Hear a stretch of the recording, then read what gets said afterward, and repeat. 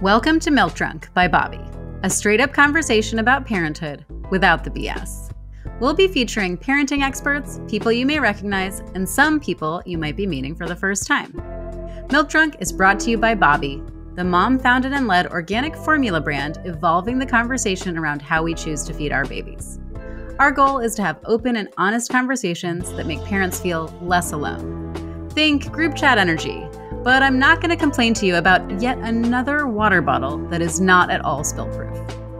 I'm your host, Angelica Temple, and today's episode is all about making mental health a priority, building your village, and redefining best. First, we'll be joined by author, parent, and Grammy-winning singer-songwriter Meghan Trainor. We talk about her new book, Dear Future Mama, her feeding journey, and her motherhood mantra, I'm doing my best. Then we're joined by economist, author, and parent Emily Oster. She breaks down her data-driven parenthood philosophy and her movement to shift the focus from what's best on paper to what's best for your family. Let's get into it. All right, I am so excited to share today's guest with you. She is a Grammy-winning pop singer and musician, a new author, and of course, she is your mother.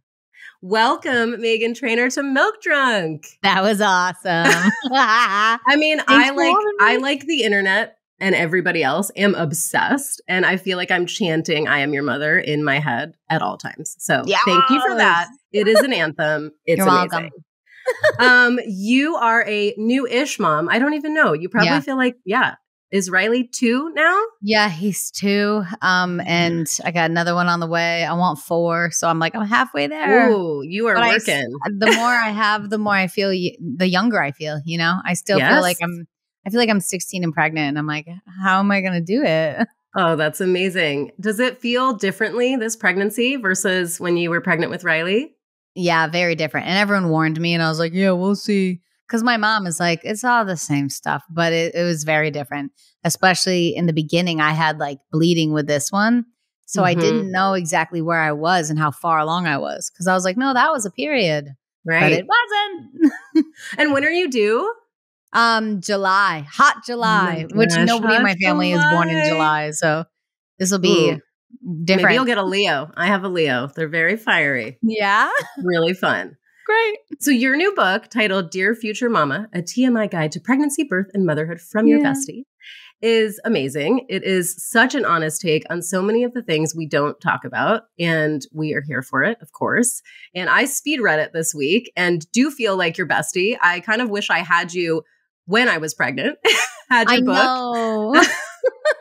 What drove you to share your sort of truth and experience? I know. I was all over the research because it was during COVID times when I was pregnant. So I couldn't do the classes with other pregnant moms and I couldn't leave my house. So I was just online and I was getting so many mixed opinions and different ideas of how it should be done, you know? And there's no right way to do any of this. And there's nothing wrong with my body and I'm doing the best I can, you know? And I wish there was a more real, raw book out there that was my nipples feel like this today. Or I have stretch marks starting from my vagina, you know? They're everywhere. I didn't know they could be down there, you know? Oh my gosh. And also nipples peeling and flaking apart. Blistering. Yeah. Because so strange. I would Google, and I think it's because people were trying to I don't know, not go into crazy details online. I don't know. I'm just it's 2023. We're all open books. We're all talking about everything now. Hear me roar. Yeah. Because I would Google why is it so hard to breastfeed? What makes it hard? And no one would say the latching, or I was told my nips were too small. And I was like, is that a thing? So there's so many factors that go into it. And I didn't get any of that before I was just thrown into it. So I wanted to write a book of by the way, this also happened that nobody warned me about. I didn't know what gestational diabetes was until I was diagnosed with it. A bunch of stuff that I was like, what? You know, where was this? I feel like I was always collecting a bunch of different things and then sort of sitting with it and being like, okay, this is how I feel about this in this moment. And it's going to change tomorrow. It's just a bunch of information thrown at you. And then you're like, wait, everyone's going through this and we're all walking around like we're okay. You know, like seriously. Oh we my should gosh. talk about it, right? Well, and I know one thing you've spoken really openly about is embracing your C-section scar and trying to find the beauty in what your body built. I had 2 C-sections. That's going to be me. And how do you feel now in this pregnancy about your body? So good. I don't, and that was my scary thing too. It's like, I lost all my pregnancy weight and then some. And I was like finally learning with my dietitian who's in this book, like learning how to have a good relationship with food and learning how to like, because I wanted to learn that before I have babies, you know? And so I lost all this weight. I worked really hard and did it the healthy way. And then I was like, I'm going to get big again, you know? And I was like, yes. I have to get big. Like, there's no way around it, right? And then I was like, are there new stretch marks going to go over the other ones and crisscross? Like, what's that going to look like? Or are they going to pop up like I'm a butt? Like, where are they going to come from? Double rainbow. Yeah. Like, where are they coming from? I don't have any new ones, which is crazy, but I put on vitamin E oil. I noticed that helps with the scarring after. Yes. So I've been doing that, but yeah, it was a big mental. Now I'm like over it. I'm like, I'm big. This is great. I'm feeling great. I'm looking much healthier than my first pregnancy. But it was a mental thing that I noticed myself going into it. I was like, I'm going to get big. You know? But you've come back again. You're like, I can feel like myself after, right? Yeah. Shifting gears a little bit to feeding and that whole postpartum experience, you know, you have an entire chapter in your book called Fed is Best, which obviously we at Bobby are all about. One of the mantras you said in your book was, I'm doing my best. And something that we always say is your best is best. Why do you think we're all obsessed with this best parenting culture? And how do you come to terms with your best? Luckily, I'm proud of myself that I had a good mentality going into all of this. Like I never had a birth plan. I was like, as long as he comes out and he's alive, you know, like that's what we're going for. Like I survive, he survives, get it out. And then with breastfeeding too, I was like, I don't know, I'll just try my best, you know? And I don't know if it's because of like how my body is or if it's because the C-section, he had to go to the NICU right away. So I never got skin to skin time. It took me a couple of days to even hold him, because they wouldn't let me leave the bed. So his first skin to skin was with my hairy husband. But my milk supply was just like non-existent. I also like YouTubing what to bring to the hospital, and some girls were like, bring a pump. And some girls were like, well, your milk won't come for 3 days, so don't bring a pump. And I was like, what do you mean? I didn't know that when they roll you to your room, they go, pump, mama, pump. I go, what? Like, will something come out? And they're like, probably not. Like, I literally was learning as it was happening. And then it hurt really bad. And I said, is it supposed to hurt? And they're like, yeah, it's a bit uncomfortable. No, I was bleeding immediately. Oh my so gosh. then any time after, I just went, because I was also so drugged up still that I was like, it's probably supposed to hurt like hell, I bet. No. So I had to learn the tough way and just was like, okay. So off the bat, I had bloody nipples like day one with no milk, barely any if we got a drip of colostrum, my husband would put on a Q-tip and run to the NICU and spread it in his mouth. Like that's how much we were getting. And I don't know if it's because I didn't get my skin to skin time, but my milk didn't come in for like a week. And then when my milk was fully there, because I would pump, I would get 1 bottle out of a whole day and night of pumping. No. I'd get 1 serving size. So we were like formula people from the hospital, you know? Yes. And it was chaos. And in the hospital, the nurses aren't legally allowed to help you with your formula. And our formula at the time was like the healthiest thing there was, that HIPAA one. And it was all in German. I was given that too. Yep. Yeah. So I remember having to read translations. No, my husband pulls it out and goes, uh-oh. And I was like, what's wrong? He's like, it's all in German. And I was like, well, let's ask the nurse to help us. And she was like, oh, legally, we can't help you. And I was like, what? I was like, so now what are we supposed to do? And luckily, my husband just went all over Google and searched. But that was like terrifying. I was like, my kid won't eat. So now what do we do? Oh my gosh. No, I fully remember when I was switching to formula or supplementing with formula, one of my friends was like, oh, you have to use this. You know, it's from Europe and so on, which is obviously, you know, a huge impetus behind why Bobby was founded. Yeah. Did you ever worry about safety issues importing your formula at the No, time? yeah. Well, I just know my husband, because we had that dietitian and she changed our lives with food, we were like, what's in our child's food immediately? And my Oh, husband did so much research and was like, there's so much crap in all these yeah. formulas, like cane sugar and just like nastiness. And he's like, what are we going to do? Like, we better hope you have milk because like, I don't want to put this stuff in my kid. And then we were told like, oh, there's one brand across the world that is a little better. And we're like, One to okay. rule them all. Yeah, it comes from Germany. It might not make it. So it was so scary. So when I heard about this company, I was like, finally, like, thank God that they're here because we need this. One thing you mentioned in your book that I had never heard of was the special hell that is triple feeding. Can you explain what that means and what kept you going? Oh God. Yeah. So everyone, the doctors, the lactation specialists, everyone's like, oh, you got the worst case scenario. And I was like, oh, fun. Where like we would get up, there was a new technology, which was just a feeding tube taped to your boob. So a feeding tube with a syringe that my husband would push the formula through. And the feeding tube was taped to my nipple with like Scotch tape. This is the new and improved way. Yes. And that would hopefully be in his mouth with my nipple. And it would trick him and my body to think, wow, I'm breastfeeding and this is working. But I was told my nipples are too small. So our latch never was great. And so I would have a nipple shield. So then I would tape the thing into the nipple shield into his mouth and it would just like squirt his eye. And he was like, and I was like, I don't want to do it. And then after that, I would try to normal breastfeed him. And if not, then I would pump while we fed him the bottle. And then it was just a nightmare every single night, all through the night. And my husband's like, hey, this isn't working. And I was like, but they said we got to try it. So we got to try it. And eventually, like my pediatrician looked at me in the first few weeks and was like, hey, you don't look so good. He was like, your baby's not gaining weight. You don't look so good. Let's say we tried. Amazing. You're awesome. Well, let's just give him some formula. Like, let's just feed the kid and you pump if you want or stop pumping if you want. Like, my pediatrician was so cool of like, let's get you to a happier place because you look miserable. And I was like, I'm doing my best, man.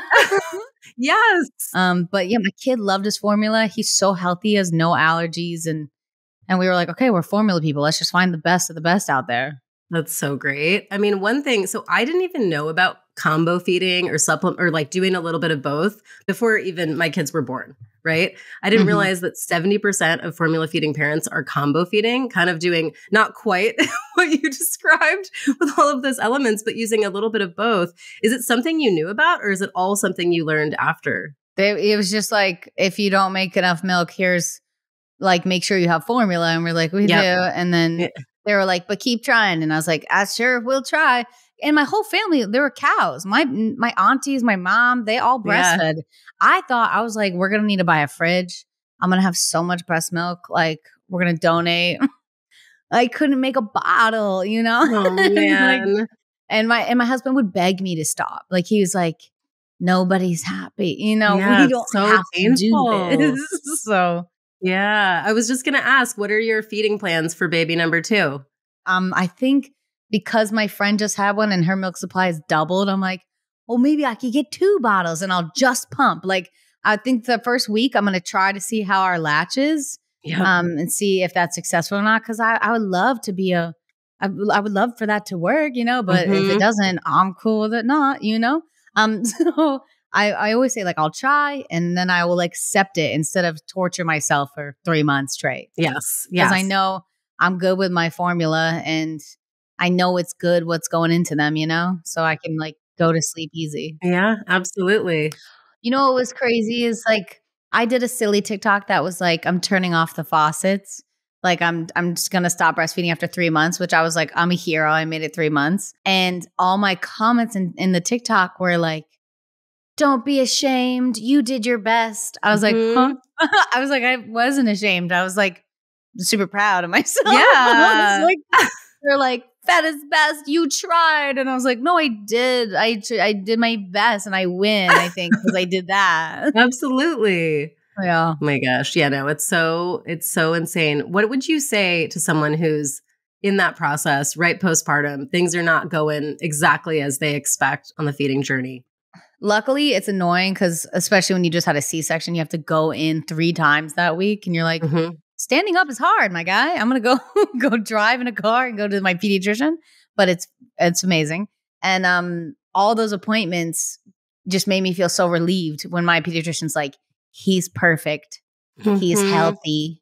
He is growing the best amount of weight. Like, that's all we wanted to hear. And we didn't care how we got there. And my husband, we would just high five, like, we're crushing this, man. Yes. And looking at my baby when everyone's like, formula, no formula, or like breastfeeding only. And I'm like, my baby's perfect, dude. So like, we did good, you know? Yeah, absolutely. I do have to ask, what formula are you going to use this time around? This one, my body. No, we were so excited. We were screaming for joy. My husband, I can't tell you, I wish he was here because he is so excited that it's going to be in English, you know, that he can read the instructions. Yes. And already we've had so many parents come to us and be like, yo, which formula did you use for Riley? And we're like, nah, this new. And they're like, oh my God, this is amazing. And we're like, yeah, we know. Yes. Speaking of that, we're so excited that you're here because you are going to be joining the motherboard. What are you most excited about for joining our team? I've never been on a motherboard before, so. I know. It's the best name. So I feel like so good. The hero, like I've been to space and back. I'm so honored to be part of something that's actually amazing and going to help so many families. There's also like such a scary supply of formula out there. Remember when it was like scarce in Targets and stuff? And that's like not the best formula, you know? Like that's, imagine if they have really good formula that's good for their kid. It's just so nice to have a great answer for my friends out there and text them the link and be like, check this out because it's a game changer. That's so awesome. Shifting gears back to sort of those few months after you had Riley and you're in that 4th trimester and it is so tough. I'll never forget my pediatrician said, and how are you doing? I said, oh, I'm great. You know, we're good. Like kind of moving on. And she said, no, how are you doing? And I had this like, I'm sorry, I'm good. I'm fine. I'm healing okay. You know, I thought she was coming at me like a doctor. Like, oh, my scar is good. I'm starting to take longer walks. And she just said, listen to me. Mom's mental health is the most important health in your household. Yeah. And it was like this shock wave that sent through me. You know, I feel like we all have those moments where we're just not sure we're doing it right. You know, and we think to ourselves, I mean, all the time, it continues forever. It's waiting on the 4th trimester, right? And it's like the only alone time you get is in the shower. You know, for you, what were some of those lows like and what pulled you out? The biggest lows I had were not even all that breastfeeding trauma. Was the going back to work. At 3 months, I was doing a TV show and I had so much guilt. Like the mom guilt ate me alive. Where I would have to miss a whole day with him and then I would work 12-hour day and I would run to get to bath time and get to bedtime. And I'd knock out because I was so tired. And my husband would have to come get me and be like, he's asleep, put him in the crib, you know? And I was just like fighting, trying my best. And my husband was trying to be like, give yourself some grace. Like you're working, you're incredible, you're still healing. But the mom guilt was very tough, especially, you know how the kids say that at first. I was like, it's because he doesn't know me, you know? I took everything personally. I was like, he doesn't know I exist. How did you nourish yourself at that time? And how do you now? Like, how do you find, so there's mom guilt, there's work, there's being a mom. And then where does you time fit in? Whatever that means to you. I know it's weird because my you time is like doing something productive. And my husband begs me. He's like, can you just sit and stop? And I'm like, you don't understand. This gets me hyped. Like, I'm going to decorate my kid's room right now. Like, that's what gets me excited. He's Yes. like, stop moving. And he, like, I rarely nowadays will be like, I need a massage or I need to go do something for myself. He booked me a massage yesterday and was like, get in there. And I was like, but I could be doing so many things in this time. And he was like, babe, I need you to lay down. And he was right. And after I was like, that's such a good idea, you know? So sleep and anytime you can take for yourself, listen to people when they're looking at you and they're like, pause. You know? It's so hard. I'm the same exact way. I want to be productive. I'm like, this is relaxing for me. Yeah. I'm like making all these plans. His drawers. They're all messy. But honestly, things like massages or meeting up with a friend for lunch, if it's scheduled relaxing time, I'll actually do it. Right. Yeah. Yeah. Literally. One of the things, that we always talk about on this podcast as part of why it exists is that, just being able to talk candidly with people about parenthood, about motherhood, about all this feeding stuff. What does your village look like? Yeah. I know for me, it's a lot of it too is just the support system that's like my parent text thread, like the group text. Oh, I have a mommy group. Oh my gosh. What is who is on your group text? What is it like? Is it popping off 24/7 like mine? My group chat's really freaking cool. Prepare yourselves. Okay. It's Hilary Duff. It's Mandy Moore. It's Ashley Tisdale. It's so many moms in there. There's a professional chef in there. Gabi. What's Gabi cooking? Oh my gosh. But it's the best place. And I'll ask them anything. I'll be like, yo, we have a bee problem at my house. Anybody got a good bee guy? Yes. That's so awesome. No, I mean, all the times that I find myself texting the most random things. What water bottle doesn't spill? Oh, What snacks did you pack today? I'll send pictures. Yeah, we'll send pictures of our kids' body parts and be like, is this normal? Because what's this? How do you feel like the group text and that support system helps your mental health? Oh, significantly. Because I know I'm not alone. They're so supportive and we're all like hardworking mamas that are all trying to do a bunch of stuff. So we relate in that way. In my book, I say, get you a mommy group because there's nothing better. And we've been together since our babies were 3 months old and now they're all 2. Oh my gosh. So you all have babies the same age. Yeah. It was like Hilary Duff texted me, was like, if I did like a music class, would you join? And I was like, what do you mean? My middle name is music. Yeah, we'll be there. And our kids were 3 months old. They couldn't sit. They couldn't sit up. Yeah. And I was like, this is ridiculous, but I will find an excuse to come to Hilary Duff's house. So it was like the best. And then we all just became friends. That is so amazing. I mean, on that note, obviously we're all obsessed with mother. How important is it for you that your art reflects what's going on in your life? And how does it feel putting your whole self out there? It kind of just happens. Yeah. But I always with bass, all about that bass, I saw how much it affected so many strangers and helped them. My friend once told me, she's like, you talk about like all my insecure thoughts that I am too nervous to say out loud and you sing about them. And I was like, yeah, because I do it for me. This is why I wrote this book. I wish I read something like this when I was going through it. I wish I had songs like this when I was going through it. I wish there was like a mother anthem. And I was like, let's write mother, I mean, I have to also tell you, because you brought up all about that bass, which we are, of course, obsessed with and have been for almost 10 years. What? Crazy. Decade. We always sing all about that Bobby. It's embarrassing. It's amazing. Really? It's so true. It is. It's not embarrassing. That's iconic. It's the best. Oh, when I got my C-section and I was rolled out of the room, I heard someone blasting all about that bass. And I was so drugged up and I was like, this is my song. And apparently that's so perfect. A mom or someone was celebrating that I was there while they were having a C-section. It was like, let's play your song. Yes. It was the best, coolest moment of my life. That is such a good moment. One thing I love too, obviously your family's all around you, including on your TikTok. Yep. What inspired you to put yourself out there in that like much more raw way than other places we've seen? I started being more vulnerable. Like since the beginning of my career, I'm like, here's who I am. Here's what it is. And people loved that. And people related to that, made me feel not alone. Then when I started to have my mental health issues, like when I started to have panic disorder and started hearing other celebrities talk about that, Carson Daly talked about what a panic attack is. I sent it to my mother. I said, this is how I'm feeling. And that like opened up a whole new world for us. Then I started talking about my mental health once I got a handle on it. And that started helping more fans.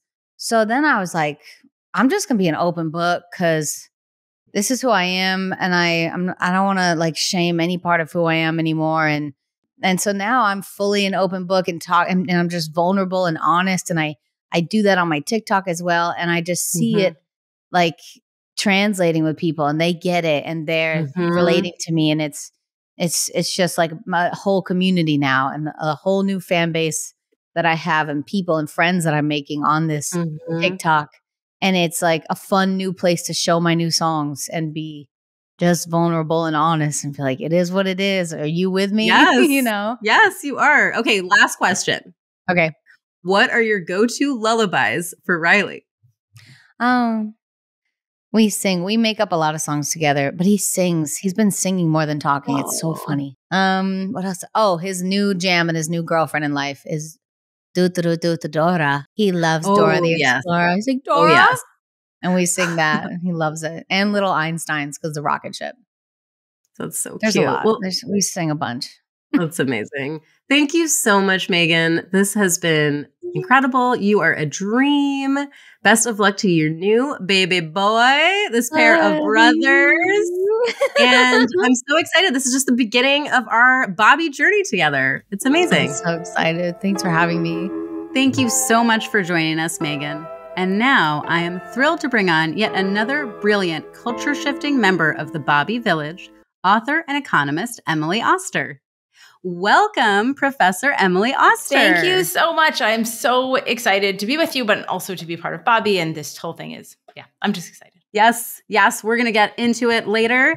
As an avid subscriber of everything that you put out in the world, I feel like the data you present actually makes me feel more relaxed in my parenting. It doesn't make me feel like, oh, there's too much information, I'm freaking out. I'm like, okay, I can sit with this, I can take it and do what I will with it. Can you tell us a little bit about how you came to specialize in this and how data can help us be better informed and relaxed parents? So the short answer to how I get into this is that I got pregnant, as one does, quite a long time ago now. And I was working. I mean, I am now, but I was working as an economist. So my job is economics professor. I work on health and data stuff, and I basically found myself sort of using all of the tools in my job, kind of in the service of my pregnancy, and trying to understand the data behind many of the things I was being advised, some of which I didn't completely agree with or like. And it really sort of spurred a kind of basically a total career shift into using these tools that I had found to be so, productive in my professional life, in my economist life, but using them in the direction of pregnancy and parenting. And I really feel very strongly that data, that understanding data is really important for making good decisions. And also, as you say, can be relaxing. I think people find statistics anxiety provoking, and I don't think that they should be or need to be. I think if we understand evidence and data, it can actually give us the confidence to make good decisions, to make decisions that work for us. And that for me is the most relaxing way to parent.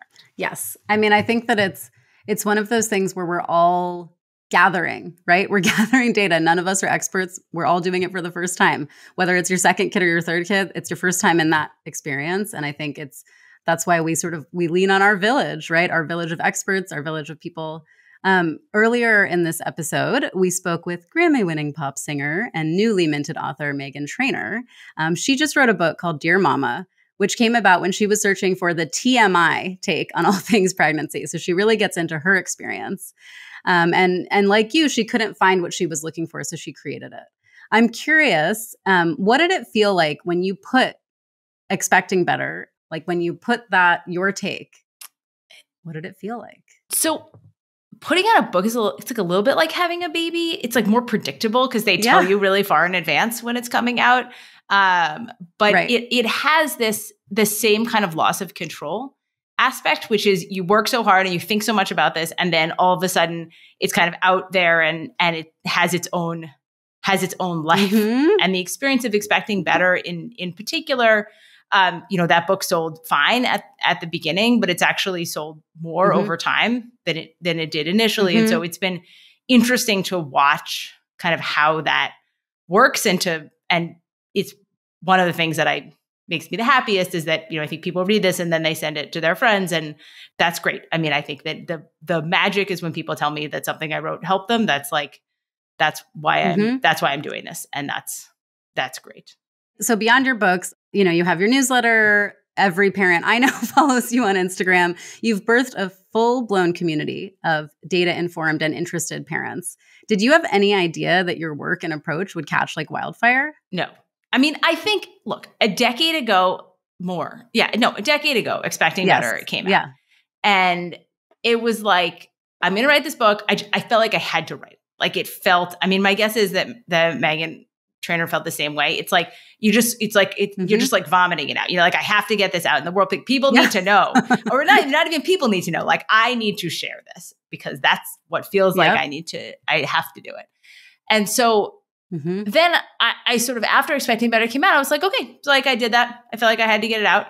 And it was a very long time between then and when I wrote my second book, which was really kind of the moment at which I shifted into doing much more of what I do now. And that was a much more conscious shift of sort of thinking about, okay, this approach does seem like it's resonating with people. There may be more that I can do with it and more ways that I can sort of help people with this. That's amazing.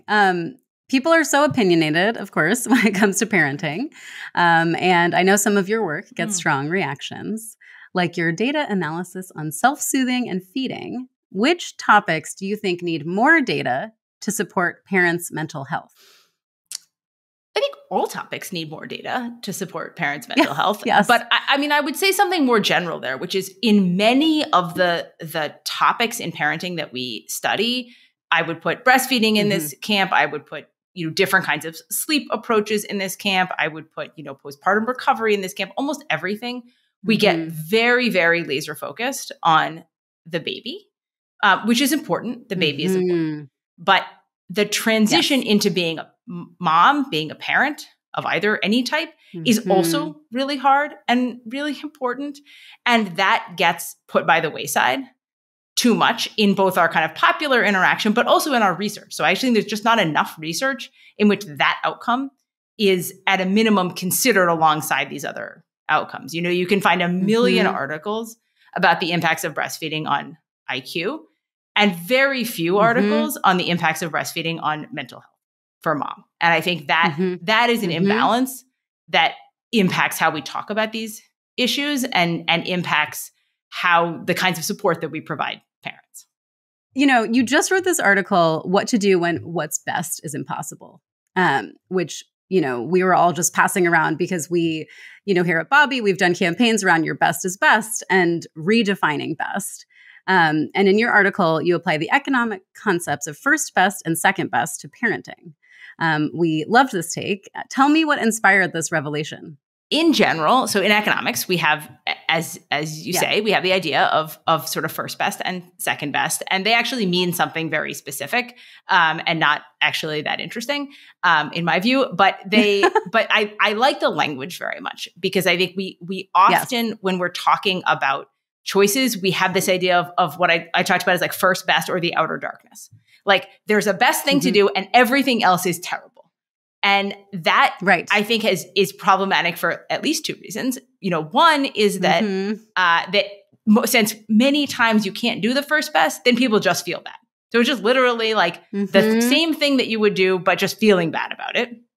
But the other is that when we frame it like that, we lose an opportunity to help people navigate within this not first best space. And there are a lot of places in parenting where actually there is a very clear, like within the things that are not the sort of like first best, there's a hierarchy and there's ways to, co-sleep more or less safely. And by just saying never co-sleep, we lose the opportunity to help people think about, okay, if you're going to do this, there are more and less safe ways to do it. And let us explain that. And I think that lost opportunity means that people make worse choices than they would. So I'll give you one very specific and small example, which is, we hear a lot about screen time and like not having too much screen time. And, I've written before about like, actually, I think a reasonable amount of screen time is okay. And a lot of that evidence is pretty flawed, but it's true. Like many parents, I try to kind of limit the amount of screen time. In the morning, I have 2 children, and my husband commutes to work. And so typically I am the one getting them out of the door in the morning. And my 12-year-old takes a much longer time to get ready. There's a whole hair situation. I mean, she's she's got the outfits, just different stuff. I mean, it's not forever, but she definitely takes longer. And so there was a long period in which with the 8-year-old, there was just a lot of conflict.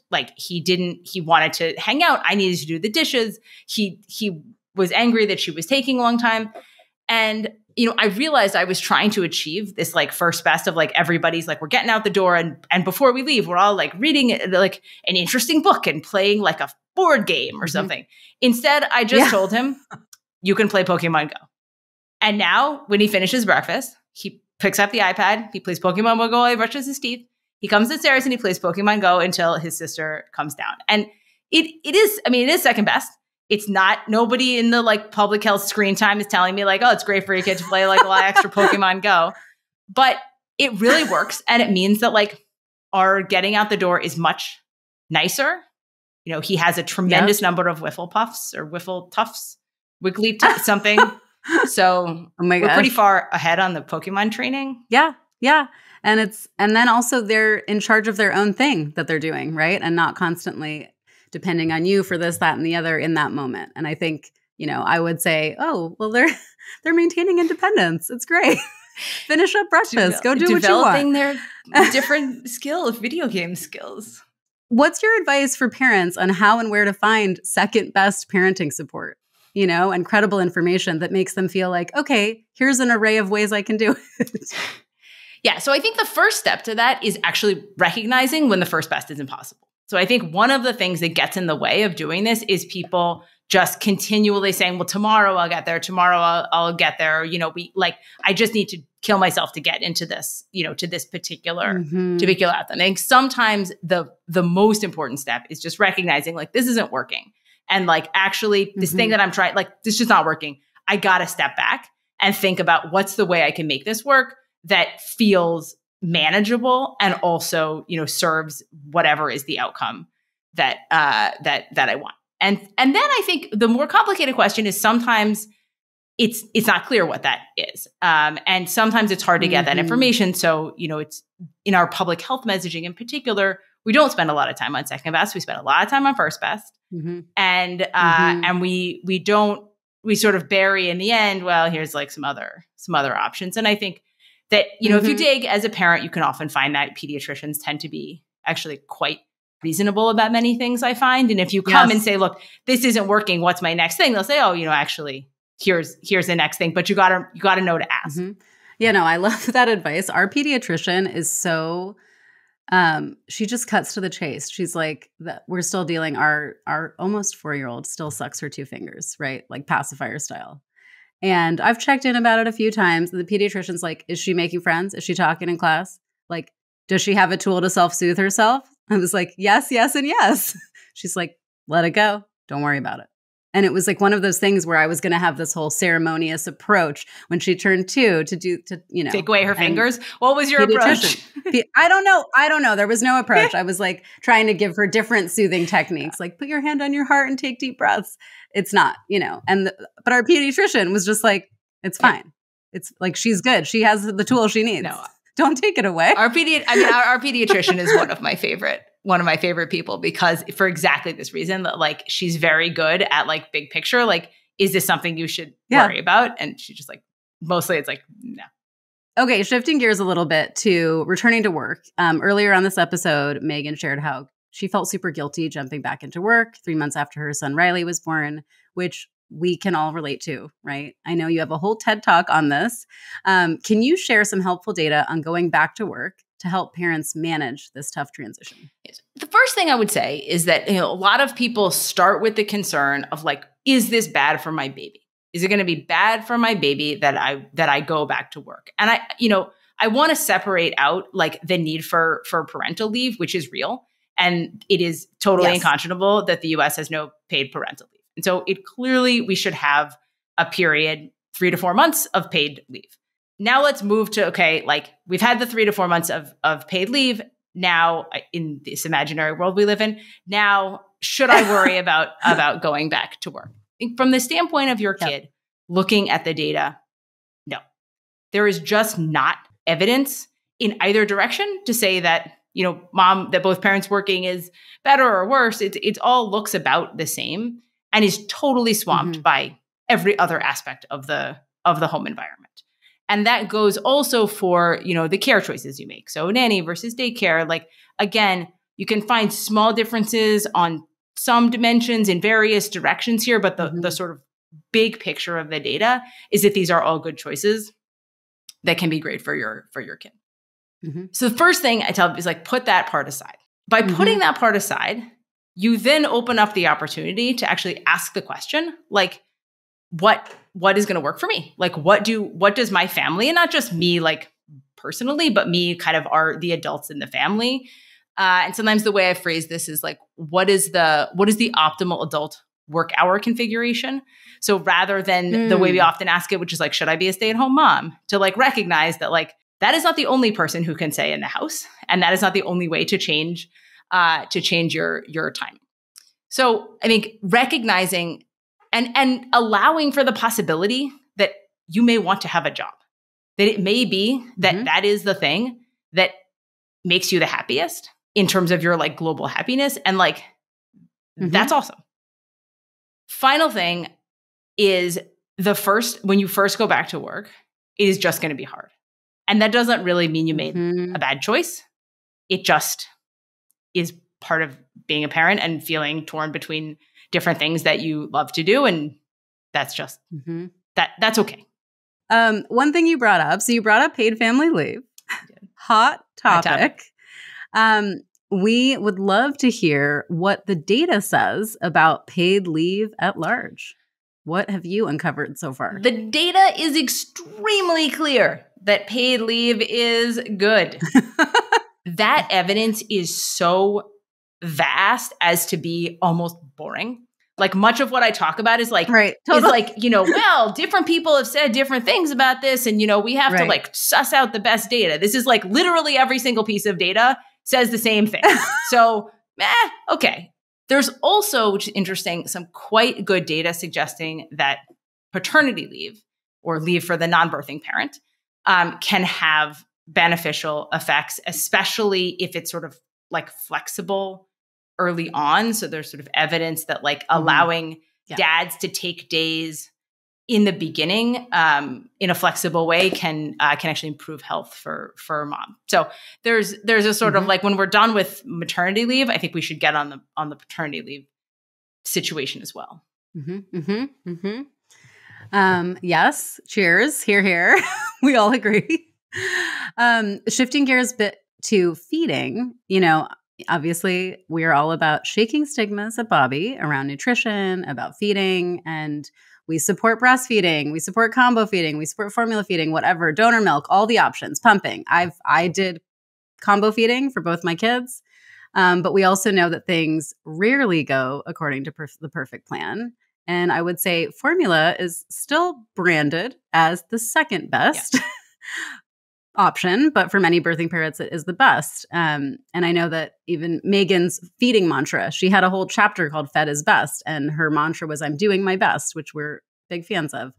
What kind of data do you think can help, or maybe it doesn't exist yet, neutralize the stigma around formula feeding? So I've talked a lot in different work about the sort of evidence on breastfeeding, which I think, suggests that there are some small benefits, but they are much smaller than are commonly cited. And I think that information has sort of started to percolate out a little bit. But where I think we do need to go with more data is really to give people a better understanding of the range of feeding experiences that people are having. I think we often think about this as like there's exclusive breastfeeding and then there's like exclusive formula feeding. And like those are the sort of the only two things, maybe some pumping in the middle. But most people's experiences are way different than that. Most people's experiences involve some of both of those. They involve pumping and formula and breast milk and something like all of these things at the same time, and not necessarily in conflict.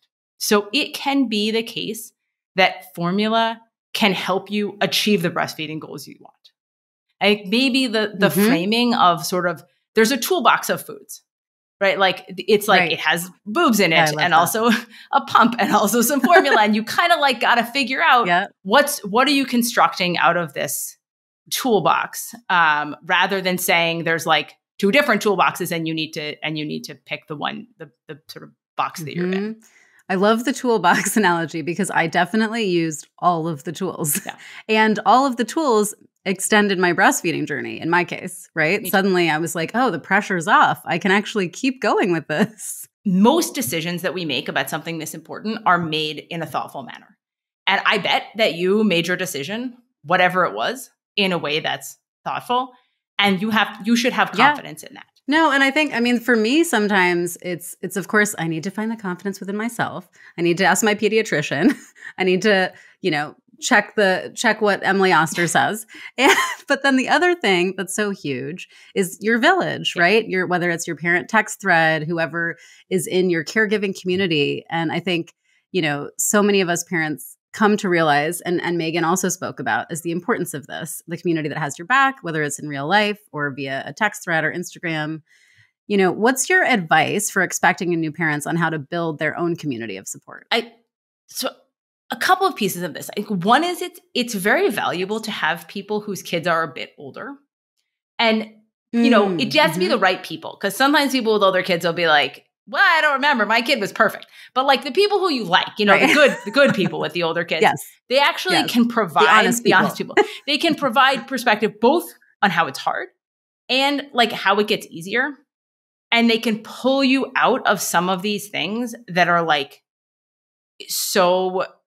seem so meaningful in the moment. And I think a little bit of that perspective can be kind of valuable. Also, people with older kids are not themselves as tired. And so when you call them and you're like, please, I need to shower, they're just like, I'm there. Yes. Like I will be over in a moment. And then I think you also want the people who are in it with you right now. And who can just like tell you, wow, like me too. Yep. This sucks. So, okay. Village, older parents, great. Check. The honest parents, the real ones. And speaking of real ones, you are on our Bobby motherboard, and we're so pumped. So excited. As a stigma-shaking, culture-shifting parent, talk to us about why it's important for you to show up with a brand like Bobby. I feel like Bobby is doing a lot of what I would like to do with messaging, which is to try to help people make the decisions that work for them. I mean, I think underlying all of the stuff, everything that I do is to try to help people get to a place where they are happy and confident in the parenting that they're doing. And I think that is a core value of what Bobby's trying to do, is to embrace many different journeys, many different choices, many different approaches in a way that prioritizes mental health and gets us all to a kind of happier and more relaxed way of parenting, which is what I want to do too. Amazing. Yes. Here for it. And also for you listeners, this is just a sneak peek of all that we're going to be talking about with Emily. So stay tuned, because she will have another episode on the pod, and we will be taking some listener questions and topics. So keep an eye out. Thank you so much for joining us, Emily. This has been amazing. Thank you for having me. I can't wait to do more. Yes. And can you share where our listeners can find you and your important work? So you can find me at parentdata.org. That's my newsletter website. And you can find me on Instagram at Prof. Emily Oster. Thank you so much to Emily Oster and Meghan Trainor for joining me today. I feel like our listeners will leave this conversation feeling more empowered and confident, and ready to fire up their parent text thread. So excited to have both of you on this year's Bobby motherboard. Can't wait for what's in store.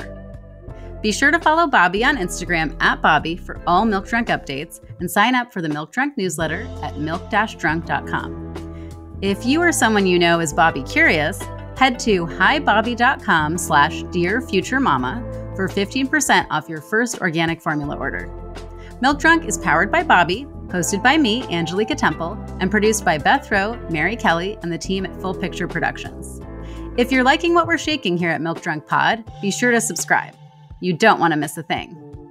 Also, if you have topics you want to hear discussed or have a hot parenting take, our DMs are always open.